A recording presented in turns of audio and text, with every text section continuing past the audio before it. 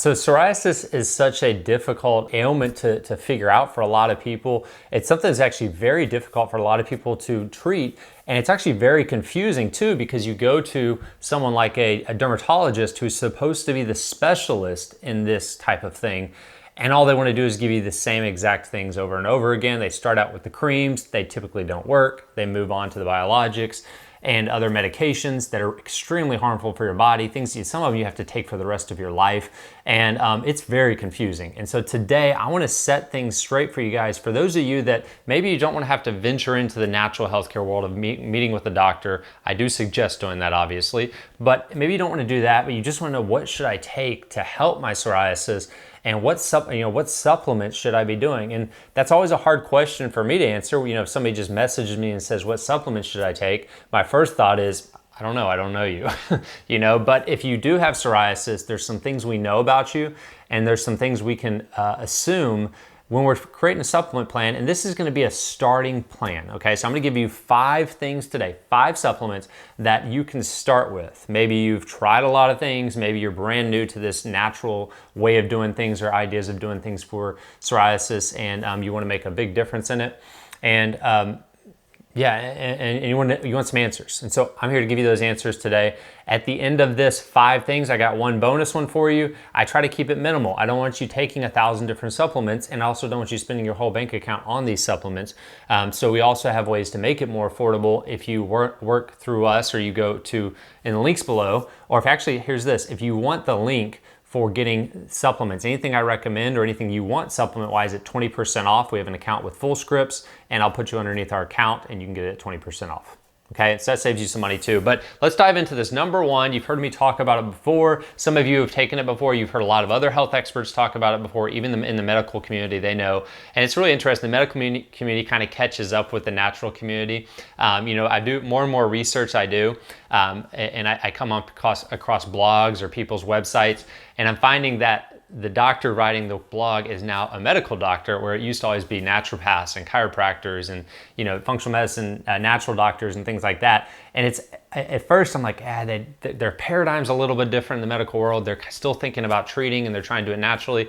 But I think it's a great thing, because that means they know what they're doing if drugs isn't working, and they're making a shift. Side note, that's a side note for you. So, but this is the first one is vitamin D3 plus K2. And when you take vitamin D3, you do want vitamin K2 with it, in that it helps, or vitamin K with it, in that it helps for the vitamin D to take calcium and move it around the body properly, and it helps to process and use it properly with the vitamin D3. Now, vitamin D3, the question always is, how much should I take? And so I'll give you an example. If you're someone, I don't know you, I know you have psoriasis, I'm going to recommend at least 10,000 IUs of vitamin D3. Big picture recommendation is go get tested, because it's not very expensive. First of all, start out with 10,000 IUs of vitamin D3. You want your levels to be at between 50 and 100 on the test blood work, and I'm gonna say get closer to 100 in that level with psoriasis. Okay. Now, if you're working with me one-on-one, I find myself typically recommending 15 to 20,000 IUs, but that's someone I'm working with individually. So you can go ahead and try that if you want, but test and track yourself with vitamin D3, because you don't want to get too high with it. And then if you're doing a ton of vitamin D3, you want a lower calcium diet as well. Okay, so vitamin D3 is number 1, in that it's amazing for your immune system. It's awesome for white blood cells and just overall balancing of the immune system. It's actually a hormone, not a vitamin. And it's a big part of a lot of the steroid hormones in our body and how those are processed. So the other thing on that is vitamin D3 is something that's been highly researched for autoimmune diseases, psoriasis specifically. One of my favorite studies is where they did high doses, about 30,000 IUs a day of vitamin D3, and they had about 9 people with psoriasis doing this study. I know it's not a huge study, but it's still a cool study, and they found that 100% of them had a huge reduction in their psoriasis symptoms overall. All right, so I don't mean to interrupt. I know you're learning a lot right now, and I hope you're implementing the stuff I'm teaching you. I wanted to take a moment to share my favorite coffee with you and talk to you why I want you to drink it as well. And the reason is simple. Most coffees that you're gonna find in the grocery store, even the organic stuff, is high in mold. It's very acidic, and it's one of the highest pesticide crops. So if you're not going to drink high quality coffee, don't drink coffee at all. It's going to make your autoimmune issues worse, and it's going to make your body very sick. And so I like Life Boost coffee. I've done a lot of research into the different coffees. The one I've picked and found is Life Boost, and it's organic. It's, let's see, single origin, high elevation, shade grown, non-GMO, low acidity level. I like to take this stuff in a pour over. It's the best way, by the way. Pour over or French press is gonna be your best way to make coffee because there's no plastic and other junk in there that you're gonna get from coffee pots. If you want to get this stuff, just click on the links in the description or comment and get me the Life Boost coffee and we'll get you that, links to it to get it. And yeah, I think you will enjoy it, and let me know how you like it. And so vitamin D3 is number one. Number two is curcumin, okay? Curcumin is a constituent you find in turmeric. And turmeric, I love turmeric. I've been taking it for years. I have patients take it. But with psoriasis, I'm gonna dive into not just taking turmeric, but going more deep into a more potent version that helps the immune system, which is curcumin. And I don't suggest taking curcumin for the rest of your life, okay? But I do suggest taking for 3 or 4 months that high dose of curcumin and then shifting back into something like turmeric for long term.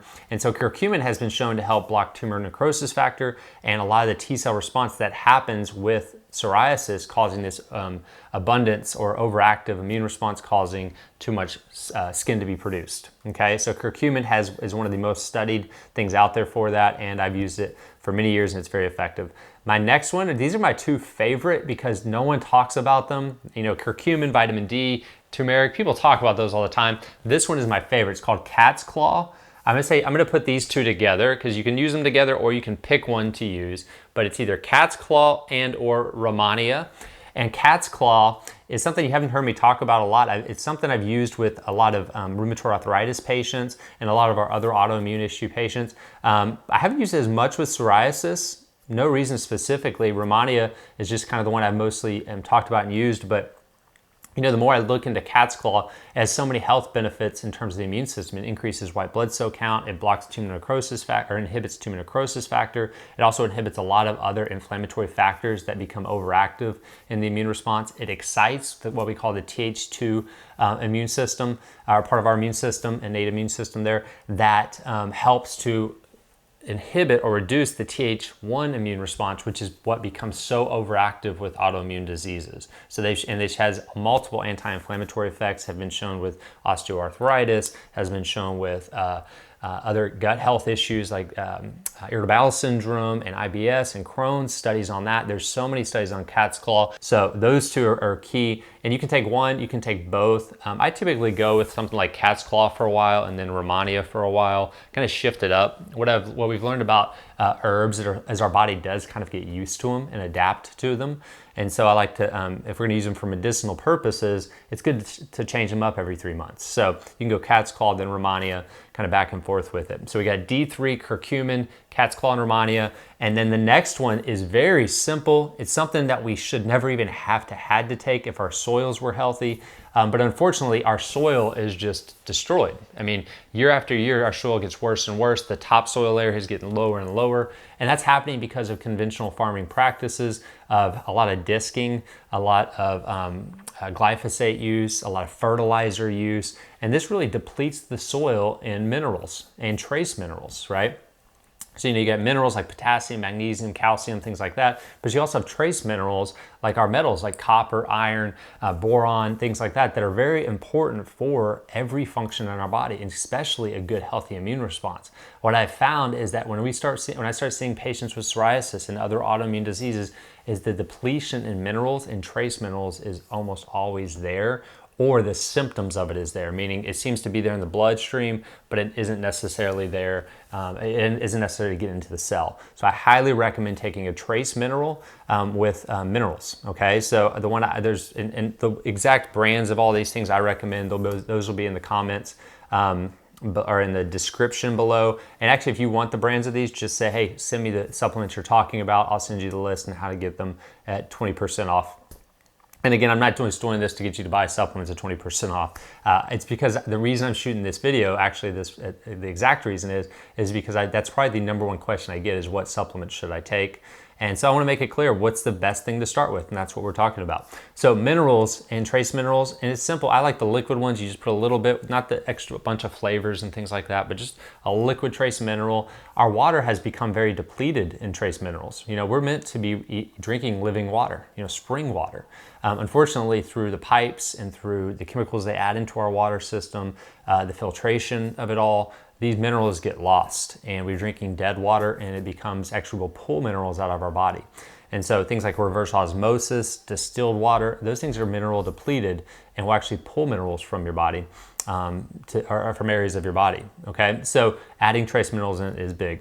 Next one is omega-3 fatty acids, EPA, DHA fatty acids, essential for our cellular health, especially with the world we live in today, because our food system is so high in omega-6 fatty acids. If you take seed oils, you use a massive amount of omega-6 fatty acids. You take grain-fed conventional beef or animals raised the way they're raised in the conventional process, those are extremely high in omega-3 fatty acids. You take a bag of potato chips with maybe vegetable or canola oil in it that they're made in, and that's a 20-to-1 ratio of omega-6 to omega-3 fatty acids. Well, every cell in our body is surrounded by those fatty acids. Our hormones are helped produced by a lot of these fatty acids, and our body becomes inflamed when this omega-6 count gets so high. So I'm a big fan of taking omega-3 EPA, DHA fatty acids.